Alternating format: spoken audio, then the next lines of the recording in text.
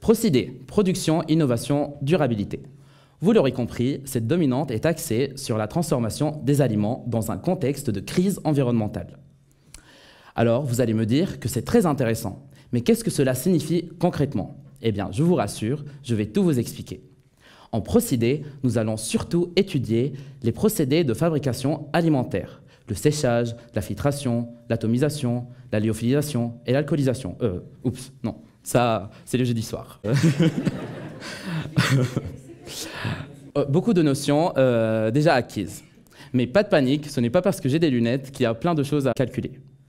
Vous n'aurez pas à faire les calculs de mécaflux, de thermo ou de GRC. En procédé et en 3A, vous travaillerez surtout sur ces procédés dans un contexte opérationnel. Vous allez étudier l'impact des procédés sur la formulation de produits alimentaires. Et vous goûterez de super curly ou de mousse aux fruits de la passion. Vous travaillerez en équipe projet sur la mise en place d'une ligne de fabrication avec un commanditaire industriel.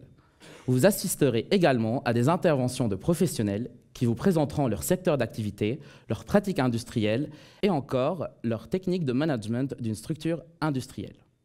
Vous aurez également la chance de réaliser 2 voyages d'études, dont l'un à l'ENIL, où vous regrouperez le soir dans le gîte rempli de connaissances et de calories autour de repas conviviaux, raclette, fondue, eau fraîche, enfin, vous connaissez la suite.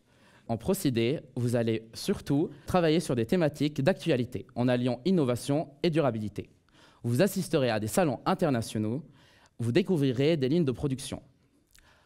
Vous allez rencontrer des dirigeants de start-up qui vous parleront de leurs success stories et de leurs innovations qu'ils ont apportées dans leur domaine. On vous parlera de bilan carbone, d'analyse de cycle de vie ou encore d'efficacité énergétique des procédés. En procédé, vous allez surtout mettre l'humain au cœur de l'industrie. Vous parlerez de management d'équipe, d'ergonomie ou encore d'amélioration continue des ateliers. En procédé, vous pouvez vous aussi prétendre à un double diplôme en intégrant le master MAE pour approfondir vos connaissances en management, ou encore vos connaissances en physico-chimie en intégrant le master MP2, Microbiology and Physical Chemistry for Food and Wine Processes. Plus besoin d'aller en Sufficient pour parler en anglais, ou Biomifa ou CCV pour se spécialiser en vin et son patrimoine. Pour résumer, en procédé, vous serez acteur de l'avenir planétaire dans tous les secteurs de l'agroalimentaire.